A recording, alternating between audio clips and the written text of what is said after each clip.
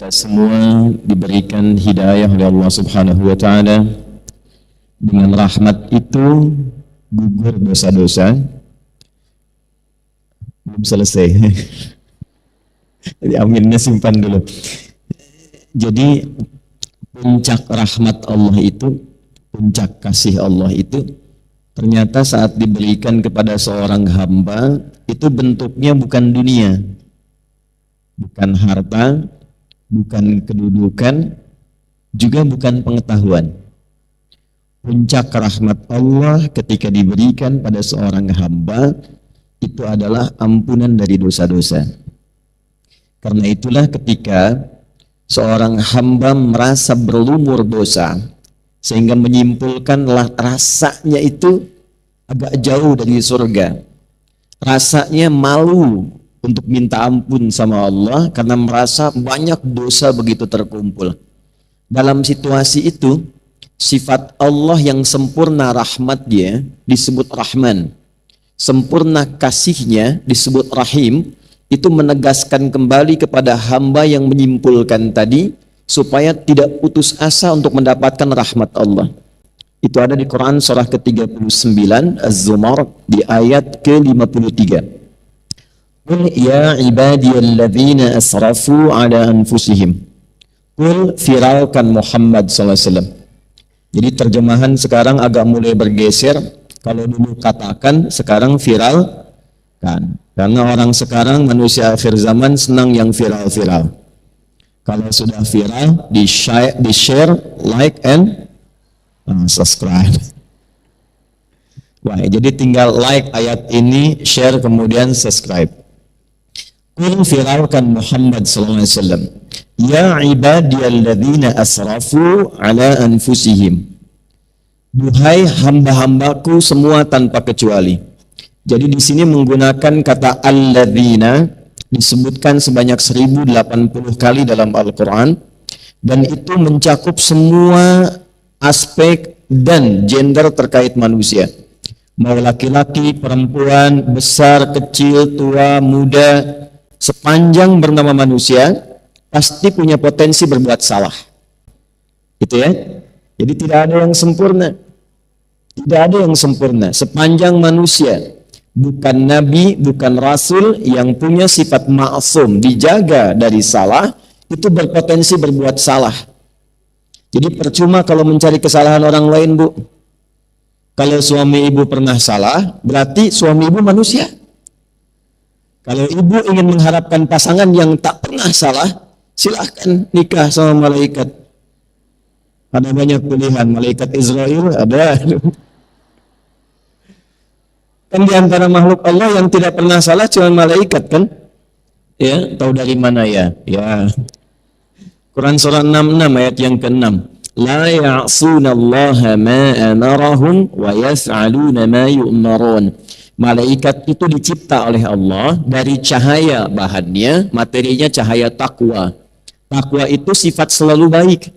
Jadi malaikat tidak pernah kenal maksiat, tak kenal salah, dan mengerjakan tugas sesuai dengan tupoksi. Karena itu ibu cari keterangan, pernahkah malaikat Jibril korupsi ayat? Tidak akan ditemukan. Pasti sempurna. Itu sifat malaikat. Nah nanti lawannya setan. Setan itu tidak pernah kenal benar.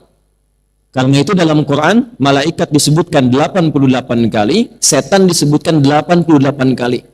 Untuk menunjuk keberlawanan ini. Nah manusia itu ada potensi benar, kadang berbuat salah. Dalam kesalahan itu jangan pernah menyimpulkan bahwa Allah tidak akan pernah menerima kita untuk kembali. Jangan pernah menyimpulkan bahwa Allah akan mengabaikan seakan-akan tertutup peluang surga. Kalau berada di posisi itu artinya sedang dikuasai oleh pengaruh setan. Karena hanya setan yang menyimpulkan saya salah. Itu poinnya. Nah di titik itu pun Allah dengan kasihnya yang dalam itu masih memberikan keadilannya untuk menyelamatkan hambanya. Jangan sampai berada dalam situasi yang dikuasai oleh setan. Maka diturunkanlah kemudian ayat ini pada Rasulullah sallallahu alaihi wasallam. Qul ya ibadiyalladzina asrafu ala anfusihim. Muhammad sallallahu alaihi wasallam firalkan kepada hambaku yang merasa banyak bersalah. Dan bahkan sebagian menyimpulkan kayaknya dosanya sudah terlampau banyak deh. La taqnatu min rahmatillah. Jangan pernah putus asa untuk mendapatkan rahmat Allah Subhanahu wa taala. Rahmat di situ artinya ampunan. Dari mana taunya? Teruskan ayatnya. Innallaha yaghfirudz dzunuba jami'ah. Sungguh aku tegaskan, Allah akan mengampuni semua dosa apapun yang pernah dikerjakan sebelum nyawa sampai di tenggorokan. Nah, pertanyaan saya, kenapa saya buka dengan rahmat? Ibu kalau masuk masjid, doanya bacanya apa? Allahumma ftahli abwaba rahmatik.